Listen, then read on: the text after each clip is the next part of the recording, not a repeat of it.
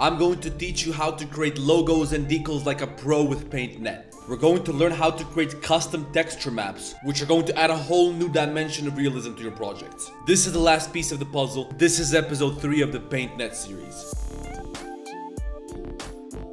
First, we learned about all the tools available in PaintNet. Then we learned how to use PaintNet to create custom icons and textures. And now we're going to learn to create texture maps. Let me first explain how texture maps work. Right here, you're looking at a color map. This is just a simple image texture which gives color to your object. Then you got your roughness map, which is the same shit as a color map except it's black and white. And this determines the roughness of each pixel on this texture. Black has a low value, which when used in Blender translates to low roughness value. And low roughness means glossy. White has a high value. This translates to high roughness, which creates a rough surface as you can see right here. Keep in mind this surface has no texture on it at the moment. Then you got your normal map, which determines the apparent normal line of the surface at each pixel. This is encoded into color, and when applied in Blender, this makes a surface look bumpy, even though the surface is completely unchanged and the geometry is very simple. We need to know how to create all 3 of these images, and this will allow us to perfectly texture almost anything in Blender.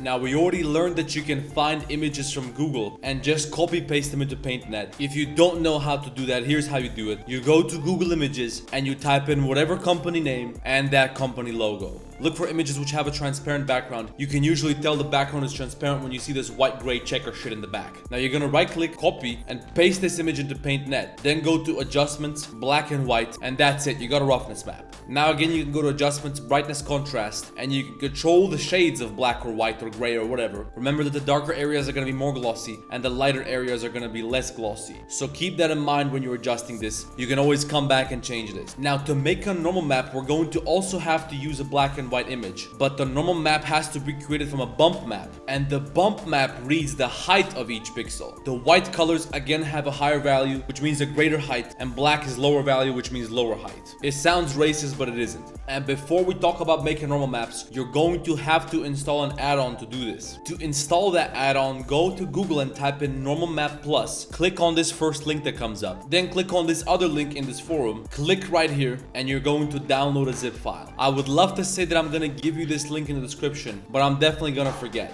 If you really can't fucking find it, then spam me on Discord or in the comments and I'm gonna put it there. But it's not that hard to find it yourself. Open up this zip file, click on this DLL file, go to extract all, and extract that anywhere onto your computer. Now find PaintNet in your start menu, right click, open file location. Here find the effects folder, and then drag and drop the extracted DLL file into this effects folder. Now you probably gotta restart Paint, but the add-on should be ready. Now if you go to Effects, in the Stylized menu you will find Normal Map Plus. Just click that and any image will be turned into Normal Map. You can adjust some settings whatever way you like here, but usually the default settings works just fine, so we're gonna leave that as it is. It usually also works better if you first go to Effects, Blurs, Gaussian Blur. That's going to make the image a little bit more soft, which is going to greatly affect the appearance of a normal map. Now you can just save this, name it Normal Map, and you can use it inside of Blender as a normal map. Now remember that you can use images and colors to control almost any material property in Blender, and this is what's going to make your objects look cool. Here is an example of something really detailed which I created using PaintNet, and I'm not gonna give you all the game for free, but in the ebook update I showed you 2 ways that you can use to create holes like this. If you understand how that concept works, you can add almost any type of detail anywhere to any model. You're going to level up your modeling game, and you're not gonna have the problems that everybody else is having because they're watching all these other Blender YouTubers. But before you call me an asshole for selling you something, look how many free fucking videos I got on my channel. I post every single day. So if you don't even want to support me by at least getting something, then at least like the damn video and subscribe to the channel. At least show a little bit of appreciation, because no other Blender YouTuber has ever produced as much content as I produce, and none of them are anywhere close to entertaining to watch as I am. So at least admit it, I'm the absolute best Blender YouTuber. Let me know what you want to see next. I'll see you in the next one.